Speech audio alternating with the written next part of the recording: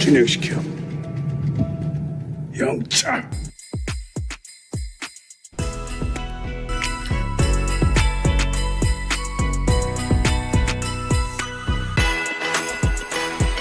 오늘은 제2강 경영학 역사 속 들어가며 라고 되어 있는데 한번 읽어보세요. 오늘부터는 문제 풀기 바쁩니다. 자, 테일러의 과학적 관리법. 테일러라는 사람은 경영학의 아버지, 경버지라고 합니다. 경버지. 뭐라고요? 경버지. 경영학의 아버지. 왜 그런지 한번 보도록 하겠습니다. 요 밑에 보면 경영학의 시대적 배경에서 또 나오는데, 경영학이 어떻게 발전된지는 우리 OT 시간에 배웠습니다. 간단하게라도. 경영학은 산업혁명 이후에 라는 19세기 산업혁명이라는 시대적 배경이 있었다. 풀네임은 우리 아버지, 이제 앞으로는 우리 아버지입니다. 누가요? 프레더릭 윈즐러 테일러는 우리 아버지입니다. 저희 아버지는 태시예요.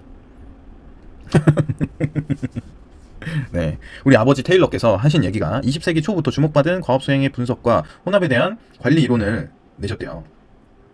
우리 아버지는 어렸을 적에 이제 철강회사에 취직을 하게 됩니다. 근데 우리 아버지는 있는 집 자식이었어요. 있는 집. 그래서 우리 아버지께서 철강회사, 테일러가 철강회사에 그냥 직원으로 들어간 게 아니라 반장으로 들어갑니다. 직장. 공장장. 우리한테 익숙한 공장장. 공장장님으로 이제 낙하산을 타고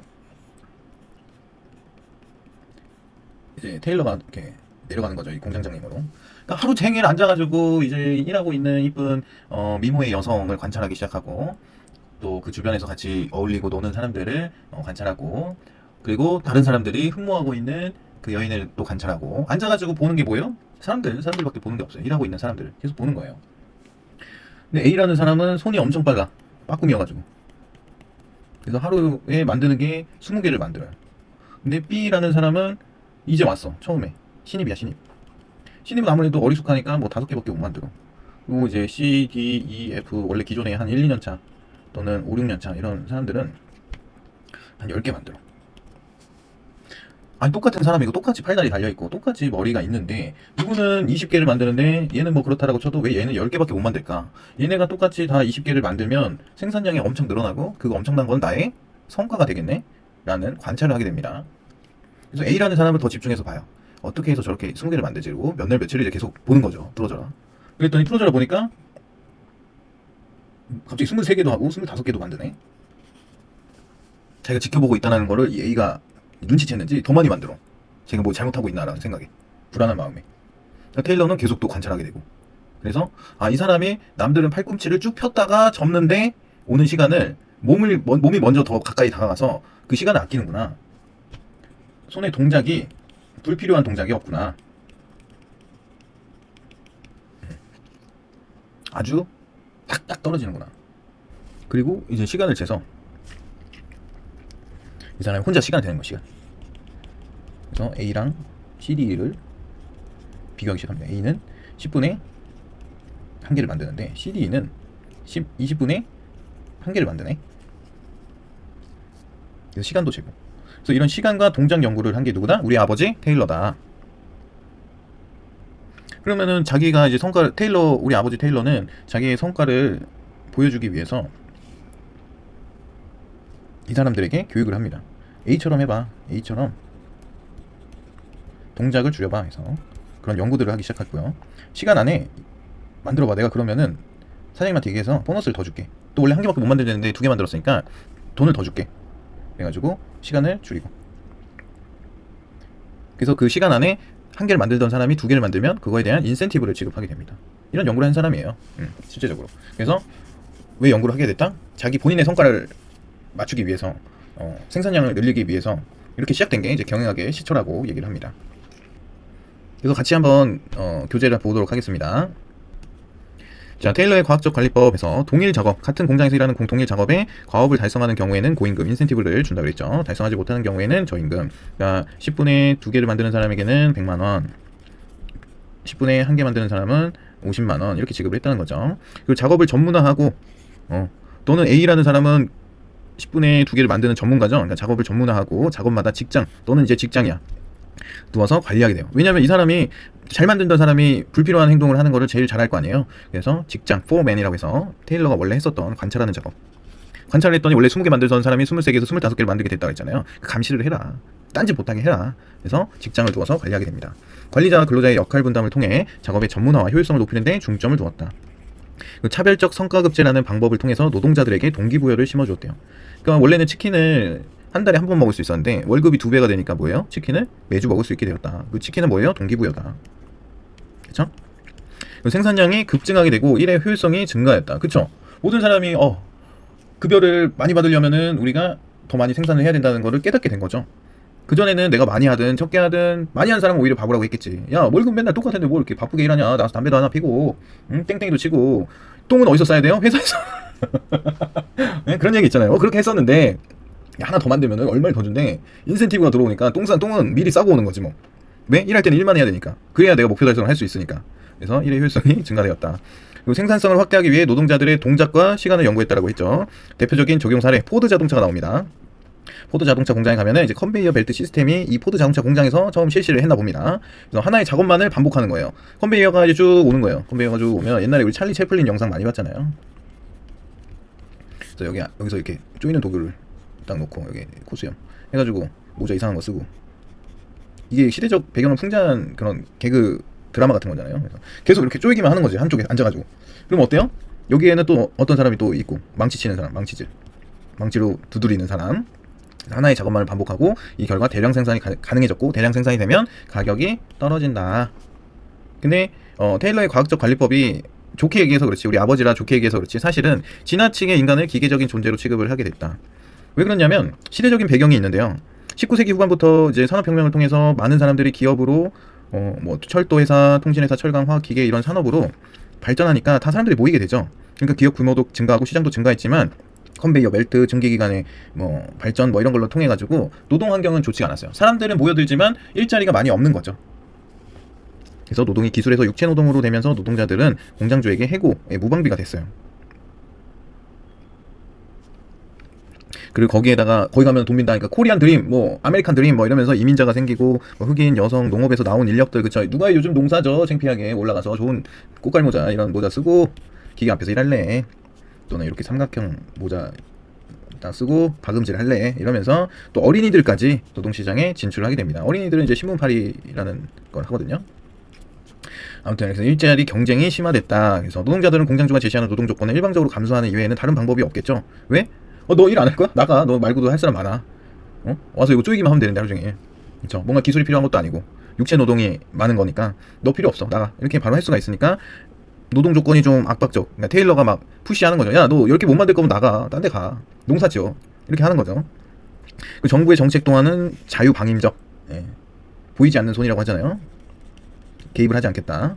기업이 발전이 돼야 우리 나라에 세금도 많이 들어오고 우리나라가 발전이 된다, 이렇게 생각을 한 거죠. 그리고 저임금, 독점, 기업 합병, 미성년자 고용, 기업주의 일방적인 해고, 하루 12시간 노동. 혹독했습니다. 혹독했어. 산업혁명에 태어나지 않은 게 정말 다행입니다. 그래서 전혀 법적이지 않았다. 법이 없었다는 거죠. 법이 있었어도 자유방임적이고, 기업에서 일어나는 행위는 기업에서의 법을 따라, 로마에 가면 로마법을 따르듯이 그런 느낌으로 해서 노동자들이 스스로 조합을 결성하고 단결해서 공장주랑 자본가들의 착취로부터 자신을 보호하려고 했지만 너네 노조 다 나가 했다는 거죠. 등장 배경이.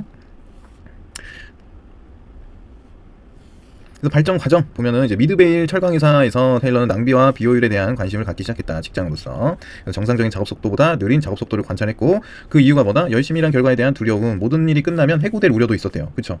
일은 끊임없이 있지만 내가 이 일을 다 하면은 더 이상 날 필요로 하지 않을까? 이런 두려움이 있었답니다. 그리고 종업원들은 생산 목표를 결정할 수 있을 만큼 직무가 자세히 분석되지 못했기 때문에 경영자들은 또 이런 거에 관심이 없었던 거죠. 그냥 어제보다 오늘 많이 벌었네 하면 기분이 좋은 거야, 우리 경영자들은. 이런 사실을 전혀 깨우치지 못하고 있었다. 실제로 성과급제가 이제 실행이 되면서 동일 임금이 아닌 목표 달성, 초과 달성 시 높은 임금, 이걸 뭐라고 한다 그랬어요? 직능급이라고. 저희 도산 땅 블로그에 가면 네이버입니다. 문제 해설을 달아놨었죠. 직능급이 뭐다? 성과급. 차별적 성과급제라는 방법을 통해 노동자들에게 동기부여를 심어주었고, 더 이상 태업은 태만하다 할 때 태업, 일을 게을리한다, 똥은 회사에 가서 싼다, 이런 태업을 하지 않게 되었답니다. 그럼에 따라 생산량이 급증하게 되었고 일의 효율성 역시 증가하였다 라고 하는 거죠. 요즘 우리 건설 쪽에서는 유명한 말이 야리끼리, 엄청난 양을 줍니다. 공방 같은 경우에는 이거 다 올리면 일찍 퇴근해. 일을 더 열심히 하겠죠. 일찍 퇴근하려고. 근데 끝나는 건 원래 5시에 끝나는 건데 일찍 가라고 했는데 4시 50분에 끝납니다. 그게 뭐다? 전문 용어로 야리끼리다. 그러니까 과학적 관리법이라고 테일러가 뭐 임금을 많이 줬다고 했지만 원래는 뭐 1,000원을 임금을 주던 거를 2배 이상 달성하면 내가 1,050원을 줄게. 2,000원을 준 게 아닙니다. 1,050원을 줄게. 이런 식으로 해서 이런 차이가 얼마 안 나는 야리끼리처럼 이렇게 저는 받아들였습니다. 그래서 그럼에도 불구하고 과학적 관리법으로 불리는 이유는 시대적 배경 때문에 그래요. 경영자들도 관심이 없는 거를 직장 나부랭이가 공장장 나부랭이가 너네 이렇게 해봐. 그러니까 막 생산량이 막 급증했대잖아요. 그냥 증가한 게 아니라 그 일의 효율성도 증가했고 우리 아버지 테일러가 그렇죠? 그래서 시대적 배경 때문에라고 합니다. 그래서 이렇게 어떻게 보면은 채찍만 안 들었지 거의 뭐 이집트에 피라미드 짓듯이 일을 시킨 거죠 말 그대로. 그리고 그 이후에 호손이라는 사람이 등장을 해서 아니 사람은 그렇게 시간을 재고 동작만 간소화한다고 해서 동기부여가 생기는 게 아니야. 임금을 너 50원을 더 준다고 해서 동기부여가 생기는 게 아니야. 그래서 호손이 실험이 나타나게 됩니다. 호손이 등장했어요. 호손 연구라는 거는 굉장히 유명한 연구인데 과연 테일러의 관리법이 노동자들의 일의 능률과 생산량에 영향을 끼치는지에 대해서 연구한 예시래요. 종업원들을 둘러싸고 있는 환경을 이 사람은 환경을 개선해주면 오히려 생산성에 좀 더 높아지는지 낮아지는지 이런 영향을 끼치는지 알기 위해서 연구를 시작하게 됩니다. 그래서 뭐 조명을 밝게 해준다든지 어두우니까 옛날 그 공장 배경 보면 어둡잖아요. 흑백 화면이라 그럴 수도 있지만 왜? 조명이 비쌀 때니까. 그래서 조명도를 높이면 산출량 또한 높게 나올 것이라고 가정했대요. 조명도 실험이 있었고요. 두 번째 연구로는 개전기실 시험이었습니다. 6명 중에 2명을 선발하고요. 4명은 친구들로 고르게 합니다. 인간적인 측면에서 찾아낼 수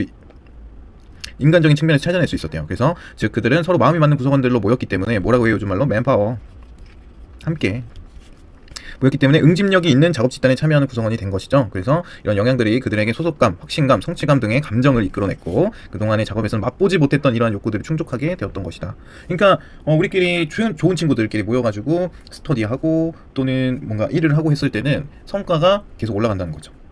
왜? 어디에 소속이 되어 있다. 그리고 이 친구들이랑 있으면은 다 이길 것 같아요. 이런 확신감 그리고 성취감 등의 감정을 이끌어냈다고 합니다. 그리고 세 번째 연구로는 면접 조사였대요. 그래서 작업자들에게 고민이나 불편한 점을 털어놓을 기회를 준 것이었고 그로 인해 알게 된 작업자들의 불만 사항을 즉시 개선하기 시작합니다. 그랬더니 누군가 내 말을 듣고 해줘. 예를 들어서 여러분들 중에 예전에 뭐 도산 안땅님 그런 거 하지 마시고 시험을 어떻게 준비해야 되는지 한번 적어서 올려주세요. 올려줬잖아. 그분은 이제 제 완전 찐팬이 되는 거죠. 왜? 내 말을 들어주는 사람이 한 명이라도 있으면 얼마나 기분이 좋아. 그쵸?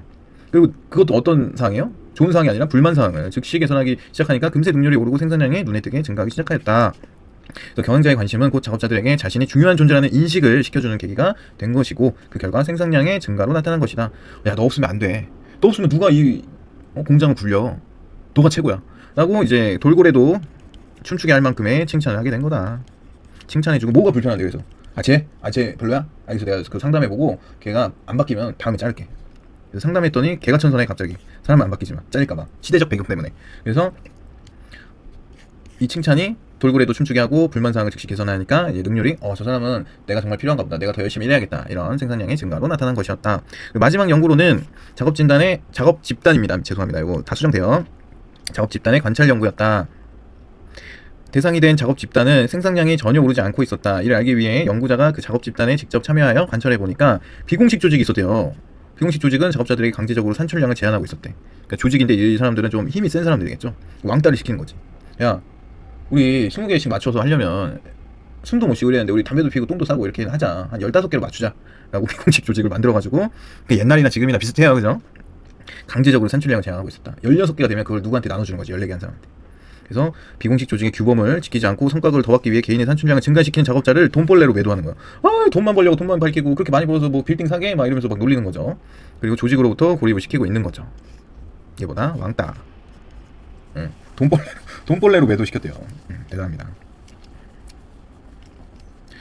그리고 이제 로크라는 사람이 또 등장을 하는데요. 지금 어떻게 됐어요? 테일러 우리 아버지를 욕하는 사람들이 계속 나오죠.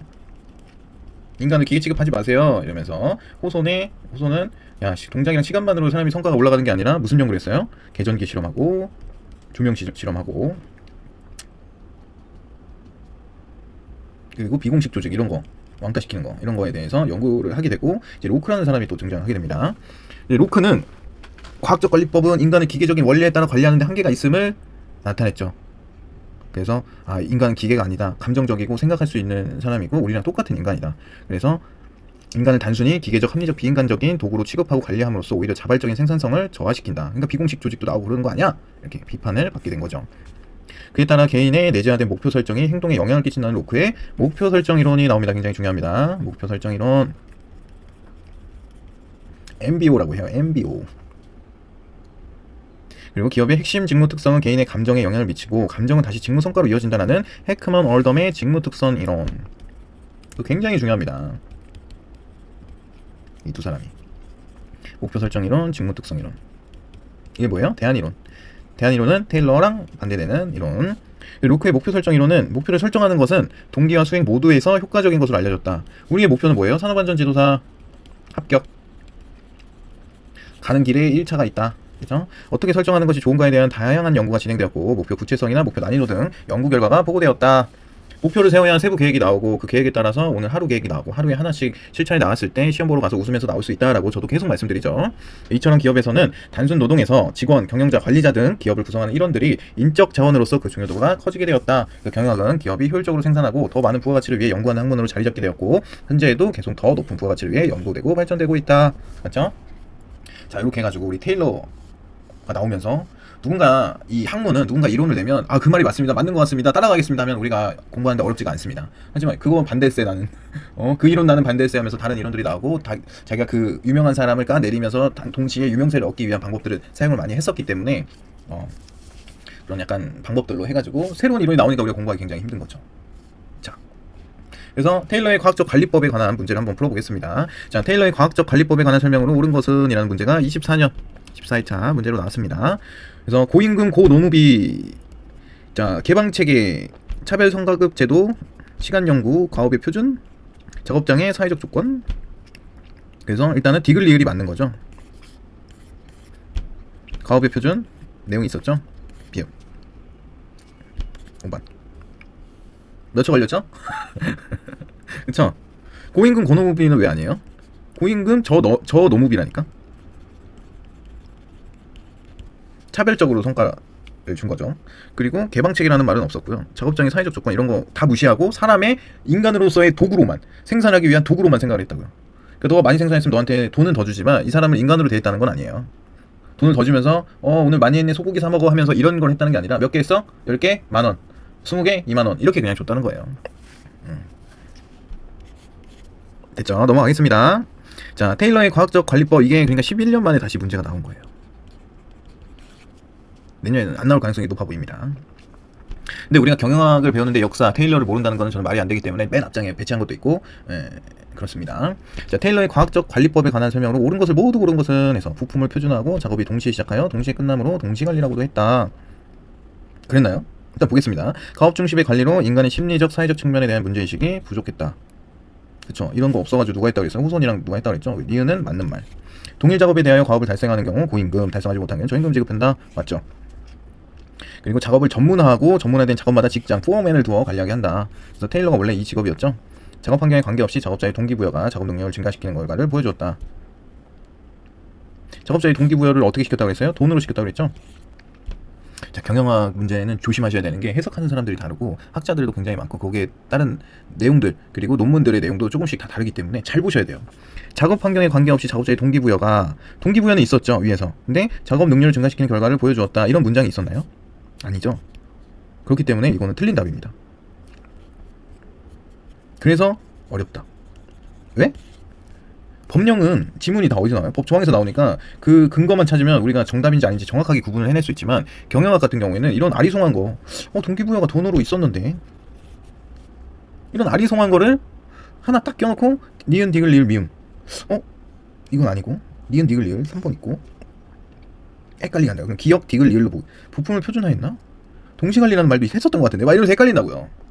테일러는 정확하게 과업 중심의 관리였고, 과업을 달성하면 고임금, 달성하지 못하면 저임금 지급, 차별 성과급제, 인센티브, 그리고 직장을 두어 포어맨, 요거만 해당이 됩니다.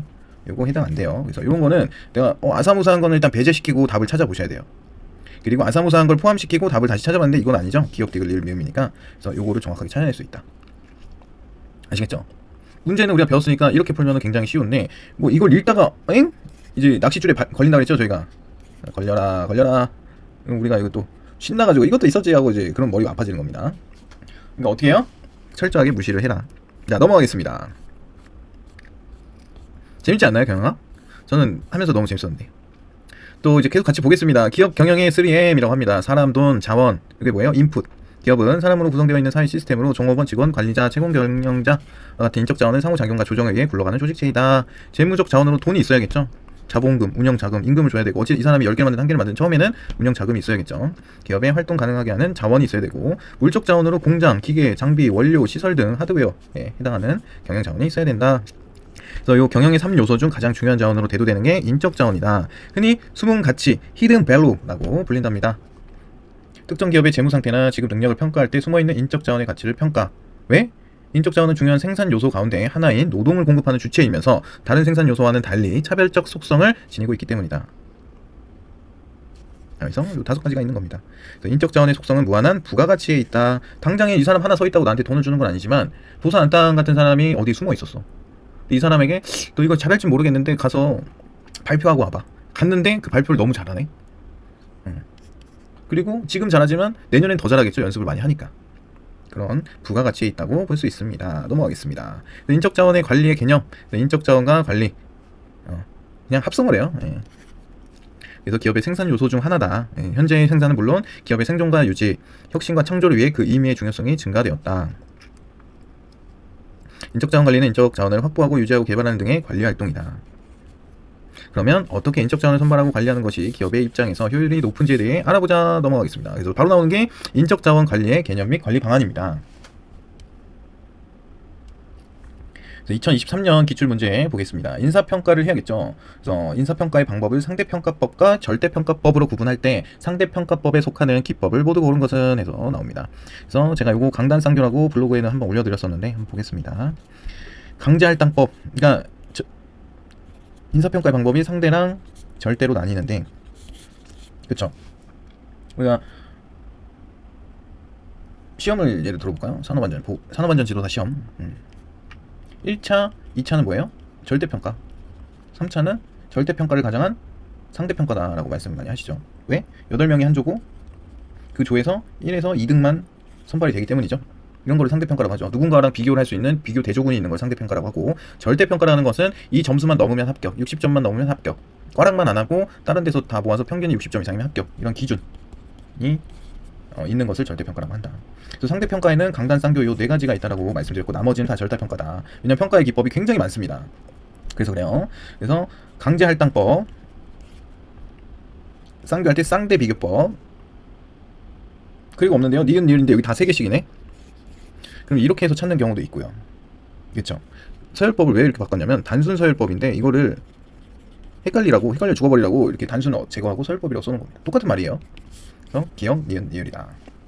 평정 척도법, 행위기준 척도법. 척도법은 뭔가 기준이 있다는 느낌이죠. 척도가 있다. 그래서 평정 척도법, 대조 비교법, 자유서술법, 중요사건 서술법, 행위기준 척도법, 목표에 의한 관리법, 행위관찰국가법, 평가센터법, 다면평가법, 이런 건 다 절대평가인데 더 많아요, 내용이. 평가 방법이. 근데 우리 상대평가 요 4가지만 알고 가자고요. 요거는 외우세요. 그래서 강단쌍교. 인사평가의 다른 기법들, 상대평가랑 절대평가도 있지만 특성평가, 종업원 개인적인 특성을 평가한대요. 그리고 행동평가, 행동에 초점을 두어서 평가를 한대요. 결과평가, 수행한 작업 결과가 뭐로 가도 정확한 결과로 도달했어. 그러면 작업 결과만을 보고 평가를 하는 거죠. 작업 정답보다 2번이다. 넘어가겠습니다. 굉장히 이지합니다. 그래서 이제 절대평가랑 상대평가, 강단쌍교랑 그 나머지가 있는데, 여기서 중요한 것만 좀 보겠습니다. 이제 바스라는 게 있는데, 중요사건 서술법, 평정척도법을 더한 거예요. 행위관찰 고가법은 행위기준 고가법을 실무에 적용하기 위해 보완한 방법이에요. 그걸 보스라고 합니다. 그러니까 얘를 보완한 게 보스고, 중요사건 서술법, 요 평가자와 피평자 중요한 행위를 기록해서 기록을 토대로 평가. 평가자가 중요한 행위, 이 사람이 내가 시킨 아니면 회사에서 목표로 하는 어떤 행동들을 기록을 해서 그걸 토대로 평가를 하는 거랍니다.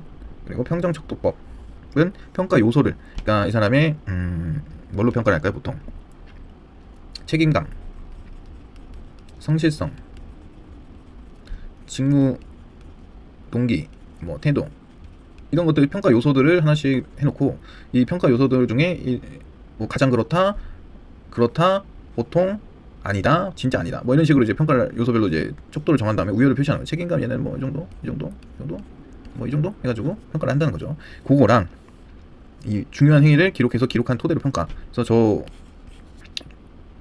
평정 척도 위에다 하고 밑에다가 코멘트를 다는 거죠. 코멘트. A라는 친구는 평소에 타의 모범이 되면 뭐 이렇게 뭐 이렇게 적는다는 거 아닐까요? 네, 그런 것 같습니다. 그게 뭐다? 바스다. 그리고 바스를 실무에 적용하기 위해서 보완한 방법이 보스고, 이제 목표관리법은 종업원이 참여하여 상사와 함께 단기적인 구체적인 목표를 설정하고 그 목표를 어느 정도 단계까지 왔는지 성과를 평가하는 겁니다. 평가센터법이라는 게 나오는데, 평가센터는 부장에서 이제 임원이 가는 과정, 임원이가 아니고요, 임원으로 가는 과정에서 이 임원들은 좀 더 다양한 사람들을 아울러야 되잖아요. 그러니까 그런 사람들이 근데 부장에서 임원이 된다고 자리가 사람을 만드나요? 아니죠. 뭔가를 배워야 될 거 아니야. 어떻게 관리를 하고 어떤 식으로 어떤 거가 중요하고 중요도 순서대로 일을 처리할 때는 어떻게 해야 되는지, 결제 라인을 할 때는 어떻게 해야 되는지, 이 모든 것들을 또 알아야 될 거 아니에요. 그래서 평가센터라는 곳에 집어넣고 뭐 3, 4일, 3박 4일 동안 인사 고과를 하는 방법입니다. 그래서 고위직 임원 선발 시 사용이 된다고 써있네요. 그래서 뭐 장점, 단점인데, 대상자의 능력 및 개인적 특성을 파악하는데, 이것도 못합니다. 파악하는데 가장 우수함 이렇게 되어 있고, 단점이 비용이 비싸고 평가 기간이 길다. 근데 투자할 만하죠. 우리 회사에 임원을 뽑는데 아무나 뽑을 수는 없잖아요. 그래서 여러 가지를 같이 신입사원 뽑듯이 이 사람의 이력 보고 뭐 한 3분에서 5분 정도 해가지고 딱 뽑는 게 아니라, 이 사람이랑 충분히 대화도 해보고 이 사람의 문제 해결 능력도 보고 이런 다양한 것들을 보고 우리 회사 니즈에 맞는, 우리 경영에 도움이 되는 인재를 선발하겠죠. 그렇기 때문에 이 비용이 비싸도 투자를 한다. 360도 다면 평가라는 거는 피평가자가 자신, 동료, 상사, 부하, 고객 등 다양한 원천으로부터 두들겨 맞는 거죠. 그쵸? 그렇게 해서 보겠습니다. 그랬다. 자, 인사 선발에서 활발하게 사용되는 성격 측정 분야의 하나의 요인으로 빅5 성격 모델이 있다. 성격 5 요인에 해당하지 않는 것은, 네, 이렇게 보면은 다 맞는 말 같아요. 그래서 우리가 이 빅5 성격 모델 요인에 대해서 알고 있어야 됩니다. OCN. 네. 찾아볼까요? O 있나요? O 경험에 대한 개방성 있고, C 있나요? C 성실성에 대한 거 있고요.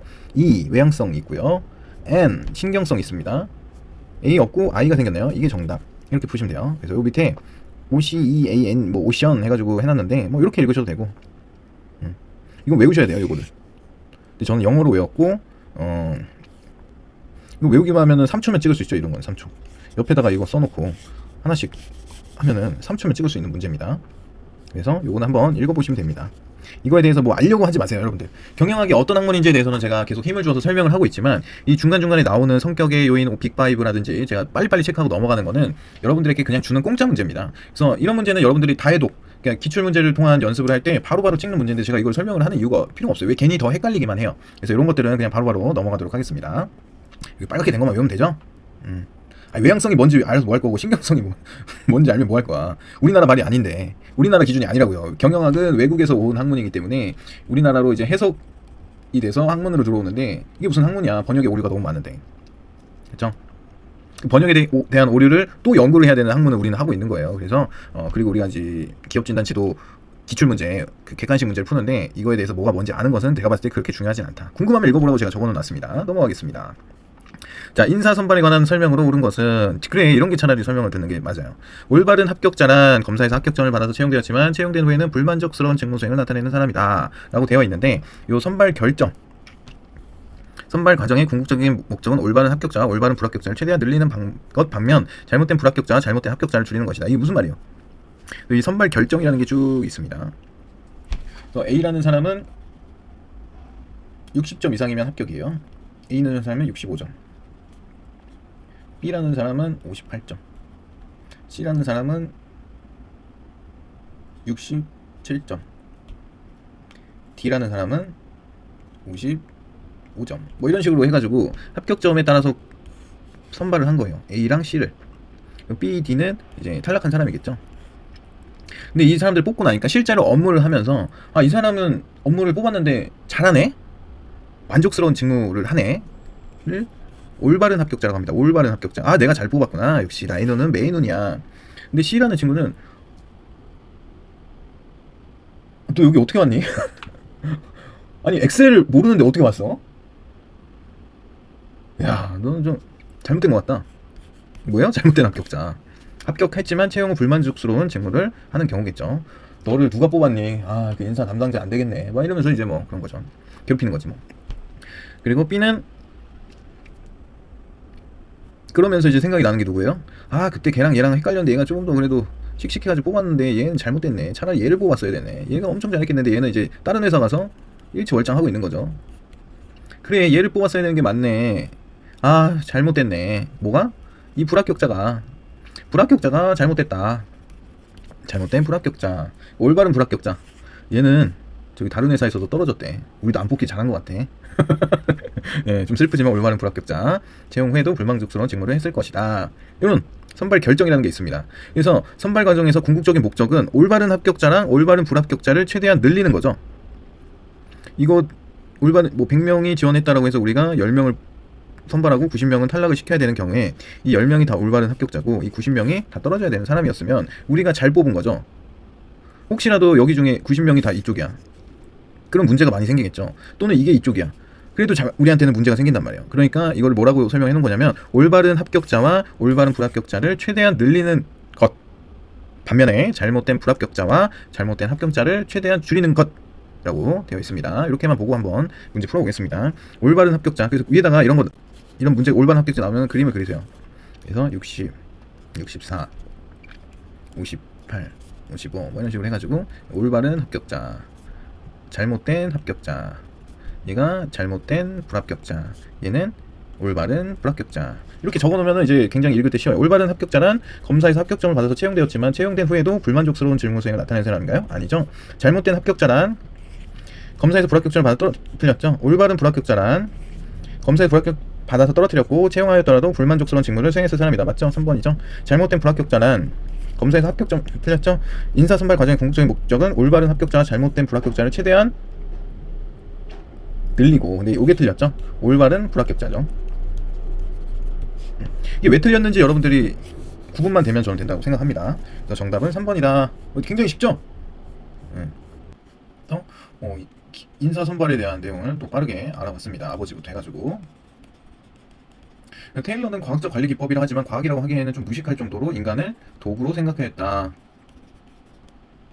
그쵸? 그리고 차별적 성과급제를 주었다. 뭐 이 정도 보면 되고, 그 이후에 뭐 호손의 조명시험, 계정기 시험이 있었고, 그 이후에 뭐 로크의 대안 이론들이 나왔고, 인사 선발을 인적 자원이 기업에서는 굉장히 중요하기 때문에 인사 선발을 통해서 사람을 뽑고 그 잘 뽑았는지에 대한 평가를 하고 그 사람에게 과업이나 과제를 주었을 때 잘 수행하는지에 대한 평가를 하고 1년마다 연말 또는 그 연봉 협상 전에 인사평가, 국가평가를 해서 이 사람이 승진을 해도 되는 건지 아니면 그대로 있어야 되는 건지 이런 거에 대한 평가를 피평가자에게 시키는 거죠. 평가자들이 피평가자들에게 이 사람은 A, 이 사람은 B 이런 식으로 인사평가를 하는 그런 게 있다. 그렇게 해서 계속적으로 인적 자원을 관리할 거다. 어떻게 해요? 다음 시간에 배우겠습니다. 신뢰도와 타당도라는 게 나옵니다. 그런 식으로 배우겠습니다. 지금까지는 굉장히 쉬울 거라고 생각이 듭니다. 문제 푸는데 20초 미만으로 찍을 수 있게끔 제가 설명도 해드리고 여러분들에게 이게 왜 이렇지라는 거에 대해서 이해도 시켜드리고 우리 시험에 필요한 정도만 제가 설명을 드리도록 하겠습니다. 그럼 오늘은 여기서 끝!